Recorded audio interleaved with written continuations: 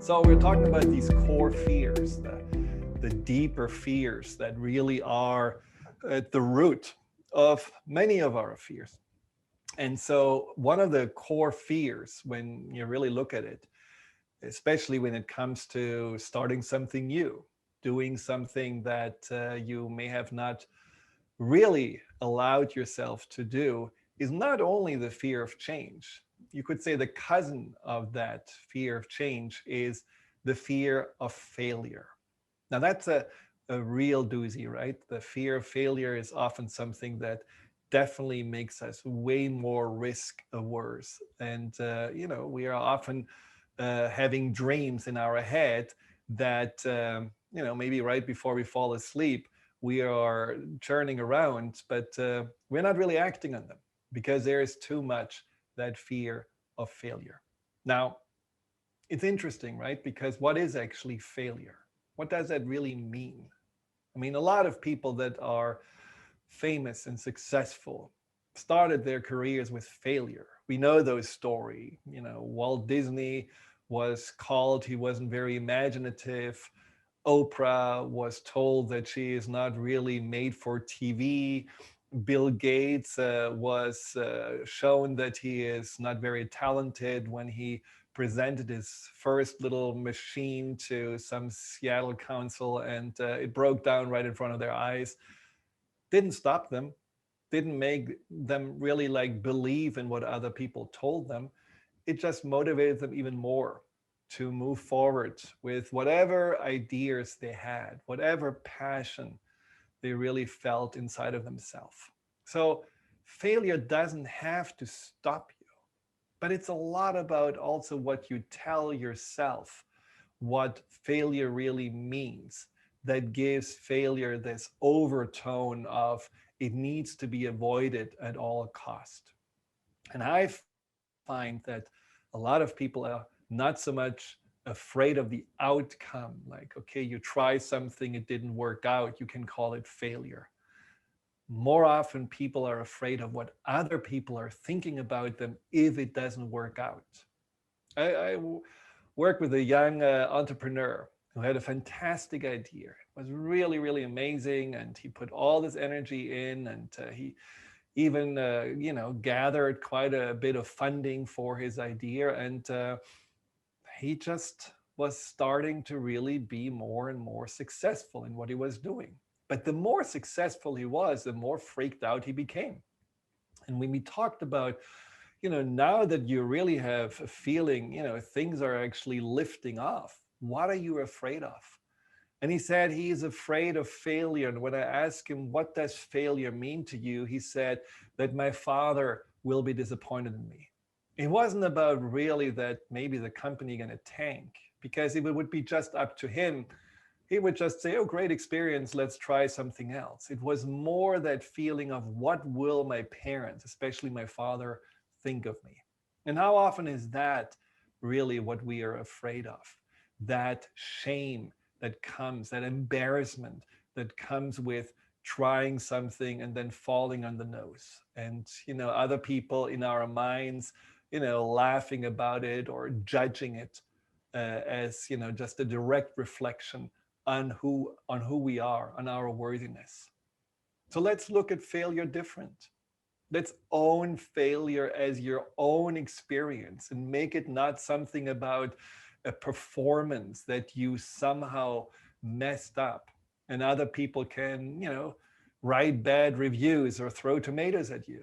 It doesn't really matter what other people are thinking along the journey of you to actualize whatever you want to achieve, whatever you feel like your passion and your purpose is. Failure is nothing but feedback. It's simply an adjustment. It's simply in the eye of the beholder, something that you can choose to take energy away from you, and therefore you're going to be afraid of it. Or you can choose to embrace and say, oh, this is great. I'm so glad this didn't work out, because I always know that I can learn way more from the things that are not working out than from the things that go swimmingly. Because if they go swimmingly, often we get not very creative. We're not thinking outside the box. We're not really tapping into our inner creativity or potential. Somehow we are just moving along and at some point become a little bit on autopilot because we are not forced to think, to grow, to see things from a different angle. So embrace failure as something that actually makes you stronger, something that makes you feel also that you have grown and learned something in life. I mean, think about ourselves. When we grow up, how many times did you have to fall on your nose in order to be able to walk and, walk straight? And how many times did we actually miss our mouth when we tried to feed ourselves and maybe reach the nose or the cheeks? And all of those failures didn't make us stop. Because if we would still lay in a crib and we would still need to be nursed. And, we would have never really grown up into adults that can take care of themselves. So failure is inevitable, failure is desirable, and there is nothing that you have to be really afraid of.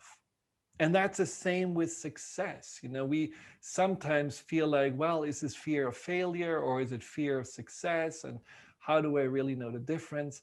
What is success? We are not really in a competition here where we always have to win. We are not living, in a theater where we always have to perform. We are ultimately just on this journey. And whatever we want to really experience or create on this journey or share with the world, that is our desire. That is our right. That is our mission. And that is a very personal thing, even if it may involve many people. But it is ultimately that what we, as, let's say, the artists of our own life, are here to create. And that is not a finished product. So, whatever we think success should look like, oh, yes, I have this great success in my work, or I wrote a book and published a book, or whatever things we think are successes, they are only small extensions of the entire creation of our life, and we have to see them as such. We can celebrate them, of course, but don't feel like this is something that is basically an all or nothing proposition, that either I'm going to succeed or fail. Just see it as, wow, this is another destination on my journey that I'm looking forward to get to. That's another part of me to learn and grow and explore more what I'm about or what's possible in life for me. And that's that. It's really not anything that we have to put so much pressure and emphasis on. And the love factor in all of this is really loving that what you in the moment feel your passion and your purpose is. Whatever project you want to, really sink your teeth in. You want to somehow feel like this is an extension of my life. Feel the love for it and know it's growing as you're spending positive energy and time with it. Raising kids, probably it's not a straight line, right? It's not like, you're always feeling like it's success. Sometimes you may feel like, whoa, this is not exactly how I want this child to turn out. And wow, this child is struggling. And what happened here? And am I, maybe messing up as a parent? But you don't give up. You are still holding on to your bigger mission of helping this child to become, the best version of themselves, making them believe or make this child believe in themselves. So that is what the attitude to that, what we feel we want to share with the world, needs to be. Just believing in it, knowing that it has value. It has value personally because it helps us to really feel on a mission, and it feels that we are sharing ourselves with the world, and it has also for those recipients some value, whatever it's going to be. Failure is a really interesting topic also in your personal story, because a lot of people are afraid of failure because they're telling themselves that they had so much failure, or that they are in general a failure in their lives. And I just talked to a client of mine who was abused as a child until she was 18 years old. And there was for years and years and years for her that feeling of being a failure, that she wasn't able to get away from the abuser earlier in her life, wondering what's wrong with me. There was a lot of shame and a lot of guilt that she was holding on to. And only recently, as we worked through this, she realized that, well, I actually had no choice, because I was completely brainwashed into this dependency. And I was completely made believe that I cannot really survive without the support of the abuser. And so she was holding on to this relationship. But what she didn't see, which was really what makes her a success, a hero, is that despite all this time of abuse, in her mind, she never gave up on knowing that one day will be the moment when she feels she is independent and stable financially enough to get out. Something inside of her never gave up on planning and scheming and looking for that moment where she could say, enough is enough. And that moment came when she was 18 years old and had her first job, and she could actually push the abuser aside and say no more, and move on. And that is a moment where she set herself free from that prison, and that's her success.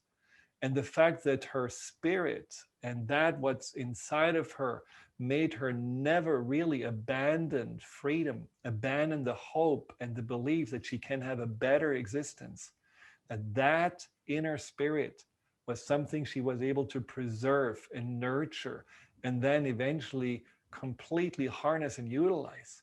That is something that makes her not a failure. It makes her a huge success.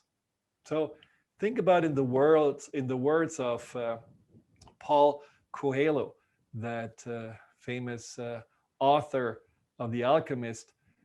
He wrote, "The one who falls and gets up is stronger than the one who never tried. Do not fear failure, but rather fear not trying." And that is, I think, something we always have to really reflect upon down the road when we are 85, sitting on a park bench, looking back in our lives.